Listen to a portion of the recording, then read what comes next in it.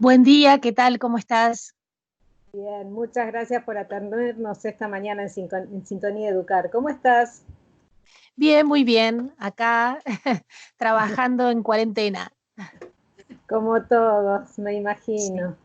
Bueno, sí. y estás en una tarea muy particular como coordinadora del programa de orientación de la Facultad de Filosofía y Letras. ¿Cómo te encontró esta nueva realidad, esta nueva situación para iniciar este periodo, ¿no? de clases y no clases y virtualidad? ¿Cómo pudiera continuar con la tarea en estas condiciones? Bueno, nos encontró con muchas urgencias en algún sentido y con tener que definir tal vez otras estrategias o diferentes, pensarlas de un modo diferente para el acompañamiento de estudiantes en este contexto en que la facultad no tenía oferta de carreras de manera virtual y se reacomodó muy rápidamente con esta modalidad para todas sus carreras y casi el 100% de las materias que se dictan este cuatrimestre. Claro. Así que eso nos obligó un poco a pensar y redefinir las modalidades de acompañamiento, el compromiso, lo que sustenta la tarea que hacemos desde orientación, se sostiene en eso, en un compromiso político, ético. Cuando digo político no digo partidario, ¿no? Sino ético político, en el derecho a la educación superior de todas y todos aquellos que se acercan a la universidad pública y, bueno, a lo que nosotros nos toca o donde nosotros nos toca actuar, que es en la Facultad de Filosofía y Letras, ¿no? Y esta responsabilidad ineludible se hizo como mucho más presente, la responsabilidad ineludible de la universidad de pensarse a sí misma inclusiva.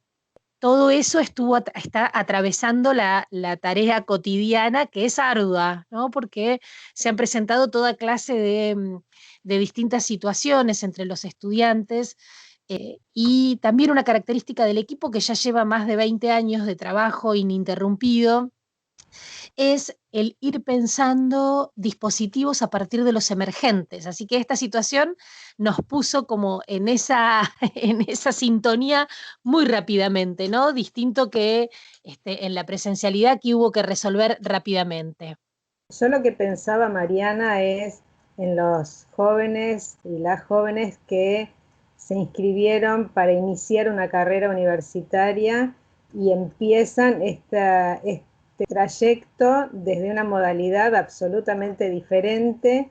Supongo que deben haber surgido muchas demandas, ¿no? Muchas inquietudes por parte de los estudiantes e incluso desde los profesores, ¿no? Sí, absolutamente.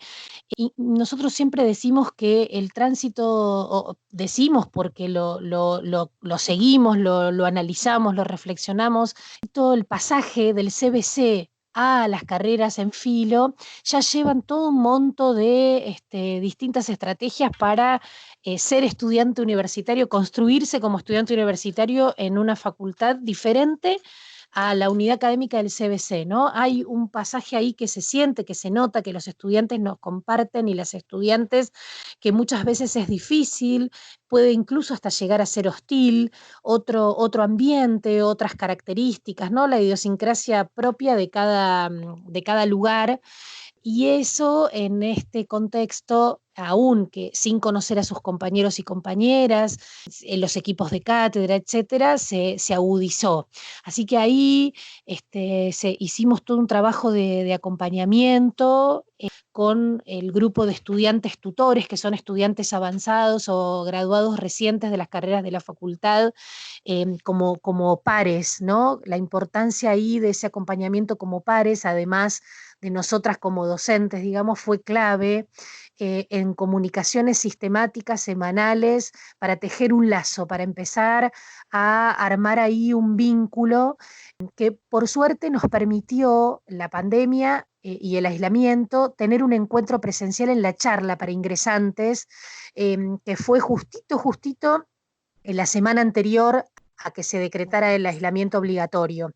Si bien ahí no asisten todos los ingresantes, es muy masiva esa reunión y eso permite ya un cara a cara, una bienvenida, un otro marco, ¿no? Un encuadre diferente, interesante, y hemos tenido que ir tejiendo en la virtualidad ese vínculo con ellos y ellas, que es muy importante para el sostenimiento, para el transcurrir de las primeras semanas.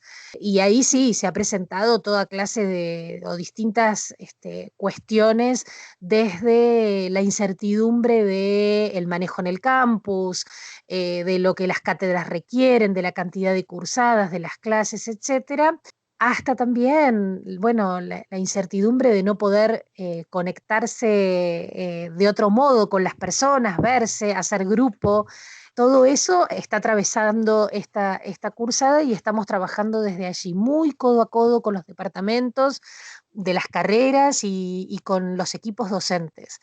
Nosotros decimos algo que nos está resultando, digamos, en medio de muchas cosas difíciles, pero muy interesante, que es, pareciera este momento ser un analizador privilegiado de algunas dimensiones del quehacer educativo, del transcurrir de las carreras, que muchas veces en lo cotidiano las tenemos un poco más naturalizadas, ¿no? Aquellos estudiantes, las posibilidades de los estudiantes, en qué condiciones están cursando las materias, qué posibilidades tienen de continuidad pedagógica. Todo esto está muy presente y nos parece sumamente valioso que después también nos quede como recurso de reflexión sistemática y permanente aún en épocas normales, ¿no? Claro, porque esto de alguna manera permitió visibilizar situaciones que quizás estuvieron siempre, pero no se mostraban tan crudamente, las realidades particulares de las condiciones con las cuales a veces los estudiantes llegan al acceso al saberes, al conocimiento, a la continuidad dentro de, ¿no?, de las demandas de la facultad. Sí, que es muy diverso, ¿no? Como es. Y en esa diversidad hay muchos aspectos que a nosotros nos parecen muy importantes de reconocer, de atender, de reflexionar sobre ellos, precisamente para trabajar en pos de verdad, de la democratización del nivel, y que aquellos que, como dice un autor, quienes golpean a la puerta de la universidad ingresen, se queden y se gradúen, ¿no? Sí, eso ha puesto de relieve cuestiones que en tiempos de presencialidad tal vez se pasan más por alto. En estas condiciones, ¿no?, de no presencialidad, ¿cómo les llega a ustedes como programa de orientación la demanda de la necesidad de algún acompañamiento en particular? Sí, nos llega de diversa manera. Puede ser a través de, nosotros tenemos 5 bocas de mail, por decirlo de alguna manera, desde los distintos dispositivos, y eso se difunde permanentemente. Entonces tenemos un mail general desde donde largamos las comunicaciones, y siempre a partir de que hacemos una comunicación, que puede ser reenviando información institucional o poniendo a disposición la información del programa por si requiriesen algo.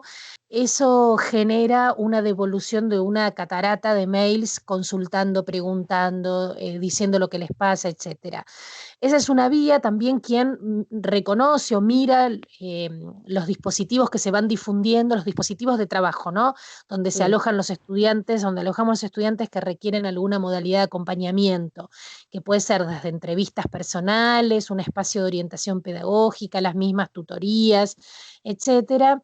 Ellos ven ese mail tal vez y también se comunican. Eso es a partir de una demanda de los estudiantes hacia nosotros, pero también con los equipos docentes que van preguntando y reconociendo en su grupo de estudiantes en este momento aquellos que se conectan poco, que tal vez no participan en las instancias que se proponen, etcétera.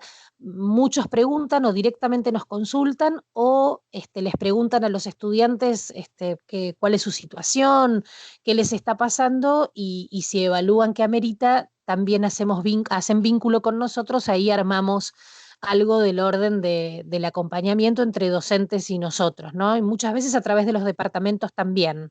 Claro.